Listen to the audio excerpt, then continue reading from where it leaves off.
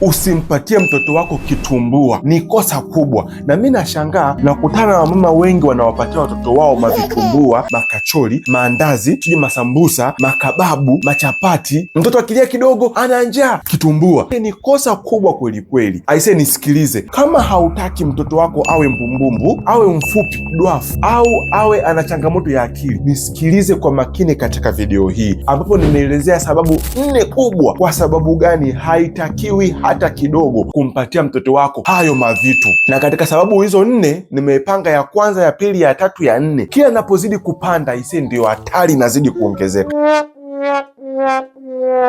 Tuanze sababu ya kwanza. Hayo mavitu ni mabaya kwa sababu mtoto anapokuwa mdogo hahitaji kula wanga nyingi kama ambavyo sisi wengi tunawarundikia watoto wetu. Nisikilize, mtoto anapokuwa mdogo, anakuwa pale mdogo wa miezi 6 pale, mwaka mmoja, anahitaji protini kwa ajili ya kufanya mwili wake uweze kukua, aweze kuimarika, mwili uweze kujengeka. Sikia, wanga, hayo mavitumbua, maandazi, masambusa, manini, yanachofanya yenyewe yanautia mwili nguvu, na mtoto huyo mdogo yeye halimi, haendi gereji, anyanyui zege. Kwa hiyo hana haja ya manguvu mengi pasipo sababu. Anahitaji wanga kidogo tu katika uji wa lishe, na katika maziwa ya mama yale kuna wanga kidogo mule ndani pia, hiyo inamtosha kabisa. Na mara nyingi unapomrundikia haya mawanga mengi katika maandazi, katika mavitumbua, yana mafuta manini, yanamjazia wanga nyingi ndani ya mwili na kufanya tumbo lake linajaa, kunakuwa hakuna nafasi kwa ajili ya chakula cha protini. Mtoto analia, unampa vitumbua. Baadaye muda wa chakula, unapokuja kumpatia chakula chake ambacho kinastahili, hana hamu ya kula. Au mtoto anapatiwa yale majuisi matamu matamu, yale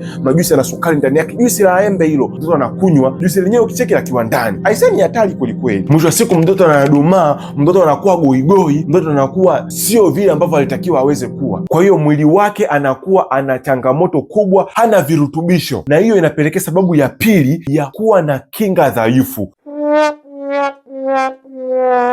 Madaktari wote duniani tunatambua kwamba kinga za mwili ili ziweze kutengenezwa zinahitaji protini na lishe ambayo iko sahihi, vitamini pamoja na madini ya kutosha. Mtoto anapopatiwa vyakula vya wanga wingi, ambao ndio vyakula vingi vya watu wengi wanaopatia watoto wao, anakuwa na kinga dhaifu. Na sikiliza sasa, mtoto anapokuwa na kinga dhaifu, changamoto kubwa inayokujaga ni kwamba hivi, anaugua mara kwa mara, anakohoa, mara analisha kidogo, tena kupona anachukua muda mrefu kwelikweli kupona. Unampa dawa wiki ya kwanza, wiki ya pili, dogo aliponi, dogo tu anakia siku usiku anakoa, ikifika usiku ndo anakoa kwelikweli. Kupona hawezi kupona. Halafu bahati mbaya sasa, akishapona muda mchache mbele kaugua tena, mafua hayo, pambana, mara amepona kidogo, anaanza kualisha mtoto.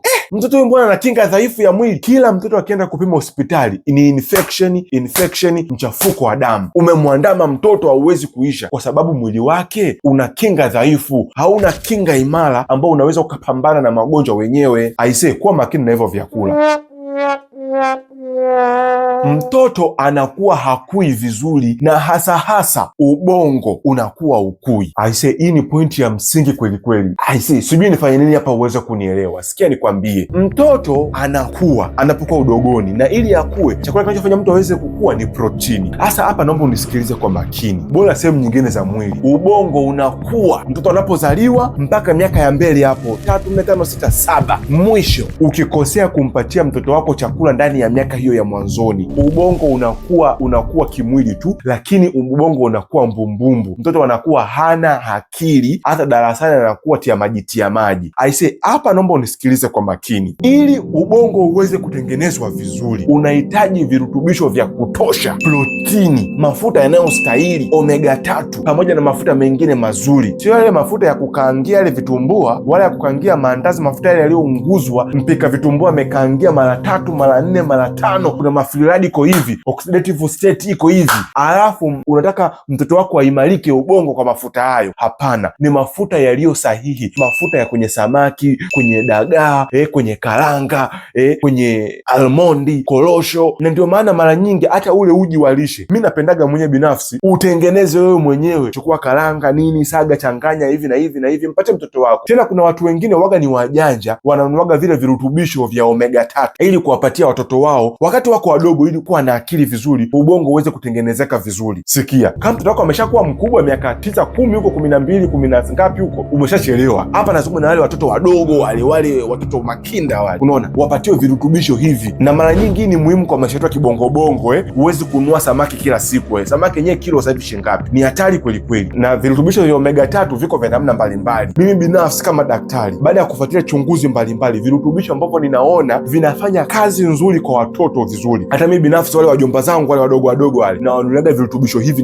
nawapatia. Kama unavitaka virutubisho hivyo, nicheki kwenye namba yangu, nitakutumia. Japo vina gharama, vinauzwa. Na siku hizi kumekuwa kuna virutubisho mengi ya omega 3, mengine hata hayana uchunguzi wa kisayansi kama yanafanya kazi sahihi. Na mwisho wa siku sasa, mtoto anapokuwa anapatiwa haya mavitumbua, maandazi, makachori, machapati ambayo ni mawanga tupu tu, ndani yake hamna hata virutubisho kwa ajili ya kukuza afya ya ubongo, mtoto anakuwa ni mbumbumbu, anakuwa hana akili ya kutosha, mtoto anakuwa hasikii. Mtoto mbona hasikii? Mtoto kidogo kitu amesahau. Na hata darasani mara nyingi hatutegemei kama utazalisha mtoto ambaye ni bora, sijui eti injinia, daktari, sijui nani.